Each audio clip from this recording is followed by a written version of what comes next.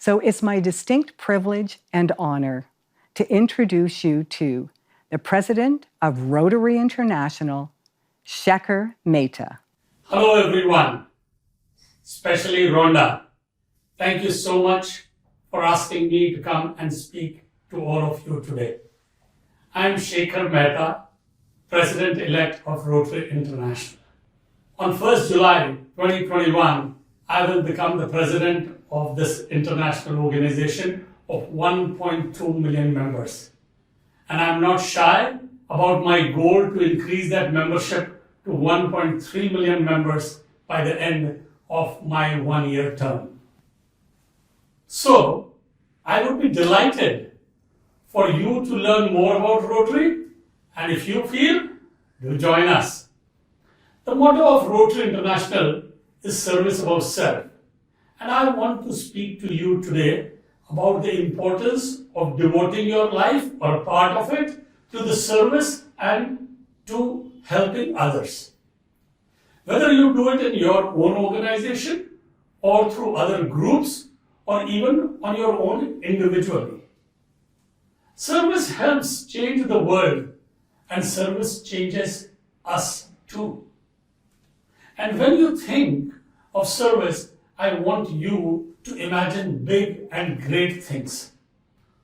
Imagine ridding the world of deadly diseases or building world peace. These dreams are within our grasp. I urge you to dream big when you want to serve people. One of my inspiration comes from what George Bernard Shaw said. He said, "You see things and you say, why? But I dream of things that never were, and I say, why not?" The motto of service above self of Rotary International has taught me to care for others, share with others. Service to me is about thinking of others even before I think of myself. So much so that my motto of life itself has become, service is the rent I pay for the space I occupy on this earth. And all of this started with my own Rotary Club. 35 years back when I had joined my Rotary Club, service was the last thing on my mind. I was a young person. But as my club started taking me to the villages, which were about 50 kilometers from our home, I saw a different world altogether. What I took for granted was luxury or dream for them. I was thinking of hot or cold water. They did not have water at their home because they did not have toilets. The only water they got was from the pond where they bathed, and their buffaloes also bathed. For me, to be able to use a toilet is a regular thing. For them, there were no toilets at their homes. The only school the children had seen there was under a tree. The black charcoal painted wall was the only blackboard those children had seen.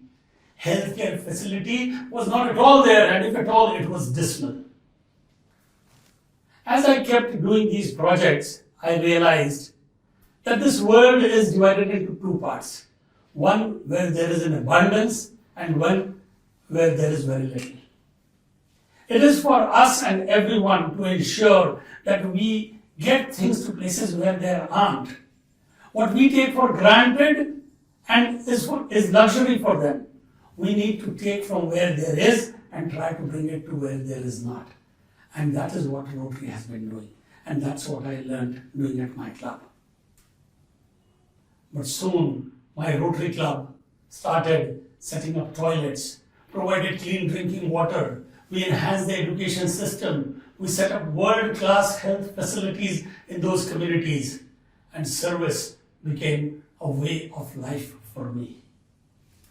I'm sure each of us gets an opportunity of being able to serve. And if you do not, I implore you to do the same in your life. Find ways, seek out ways to serve other people. Service will then kindle something within you, which brings me to my second ask, to build a service-oriented attitude in life. It is the attitude that defines service. Gandhi was once getting up on a train. Even as he was getting up, one of his slippers fell off. Very inexpensive slippers, but Gandhi's immediate reaction was to take off the other slipper and throw it where the previous slipper had fallen. His friend asked, "Why did you do that?" Gandhi said, "Someone will find that slipper. What good will be one slipper to that person? So I threw the other one." It was a small act of service, but to me, a big attitude of service. He was ready to think of others before he thought of you himself. Are we ready to do that? Rotarians do exactly this around the world. For the last 35 years, they have worked for eradicating polio from the face of earth. The only second vaccine preventable disease to be eradicated from the face of earth. We've built hundreds of hospitals around the world. Thousands of schools are running. Tens of thousands of children have got their hearts mended, their heart surgeries done, and they are living today because of the work that Rotary did. One watershed project in Nepal changes thousands of lives. One healthcare program in South Africa changes the lives of tens of thousands of people. Back home in India, a literacy program called Teach has impacted the lives of millions of children. When we understand that all our collective acts add up to incredible changes that we can bring into the community, it is worthwhile to put in our bit at least. I would urge you to join hands with other caring people and do projects that impact your community, your city, projects that can change the lives of people around you. You should feel that because of your action, the community is changing, the world is changing and becoming a better place to live in. When we make lasting change in the world and also make a change in ourselves, it brings us to become better people. Because when we change lives of other people, we get an opportunity to give back something to the community. Vivekananda, one of the greatest philosophers in India, had said, in life, always take the position of the donor.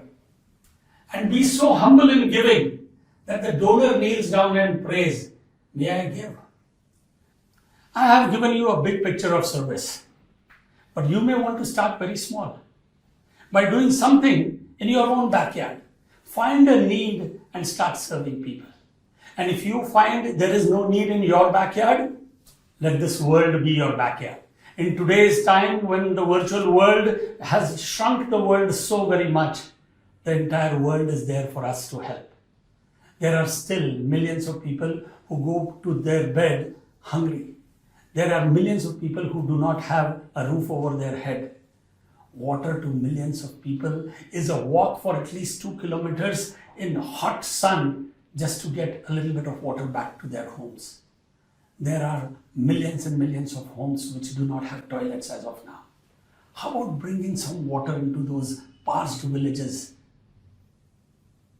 What else will be peace for these people? Imagine water coming out of those bore wells that you may be able to sink in some place in Africa. Water gushes out. It brings peace into the lives of those people. You want to sponsor a few heart surgeries or participate in some heart surgeries? Imagine you bring peace into the lives of those people who you are serving. Peace for that person is in the mending of the heart surgery of their child. Individual peace is what you and I can bring. And imagine if millions of people around the world try to do their bit of bringing peace. I think that will be one of the best ways we can serve the community, by bringing peace into individual lives and into communities. Friends, to live for others, to care for others, to serve others and change their lives is the best way to live our own lives. Just as Albert Einstein had said, only a life lived for others is a life well lived. My friends, there are many ways to serve. I serve through Rotary International. You may wish to serve through your own organization. And in case you want to join a Rotary Club, just look out for local Rotary Club and they'll only be too happy to invite you to come and serve to change lives. Thank you.